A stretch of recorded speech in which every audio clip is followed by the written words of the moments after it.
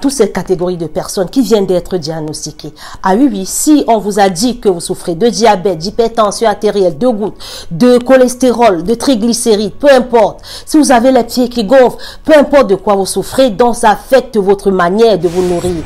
Pour ceux qui ne me connaissent pas encore, je suis votre nutritionniste, dont c'est spécialiste en régime de santé et de rééducation alimentaire.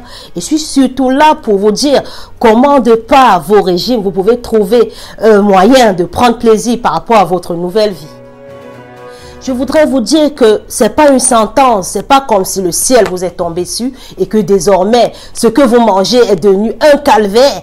Je vois des fois certains de mes patients, voilà, je parle parce que je vois certains de mes patients qui m'envoient des images, des fois sur leur régime. On dirait que même la nourriture, ça me dégoûte en fait. Donc moi, ça me donne pas faim et je me demande même si à eux, ça donne envie de manger. Le repas, c'est pas juste conçu pour nourrir le corps, la carcasse de corps dont vous voyez. La nourriture a une vertu spirituelle, une vertu de l'âme. Donc votre nourriture doit vous attirer. Vous devez sentir cette odeur qui vous donne faim. Vous devez sentir ce visuel qui vous donne envie de découvrir. Vous devez recréer des recettes. Vous devez faire en sorte que ça vous plaise quand vous avez faim parce que ça doit être un plaisir avant tout. Donc, quand vous êtes là, que vous cuisinez vous-même, que ça vous dégoûte, même ça n'a pas l'air de donner envie parce que c'est comme une corvée, votre maladie, c'est comme une sentence, c'est comme si la nourriture est devenue votre propre tombe même. En fait, ça ne donne pas envie de manger et même ça fait vous plaindre. C'est pas la bonne méthode. Je souhaite que vous continuez malgré votre maladie, malgré vos régimes, malgré tout ce qui vous arrive. Vous devez comprendre que dans tout ce qui vous est recommandé, vous pouvez trouver votre chemin.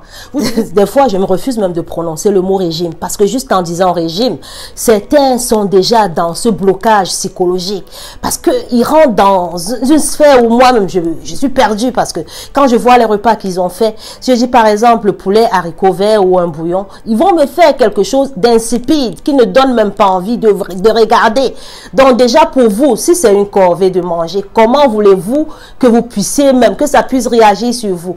Débloquer votre cerveau, considérez que vous changez simplement d'habitude alimentaire et que dans ce que vous mangez, dans ce qui vous est recommandé, il y a des choses qui forcément vous plaisent vraiment. Vous pouvez les assembler, vous pouvez jouer avec, vous pouvez créer des couleurs, vous pouvez faire en sorte que même les gens envient votre propre régime. Vous pouvez trouver des moyens d'agrémenter ce que vous devez manger.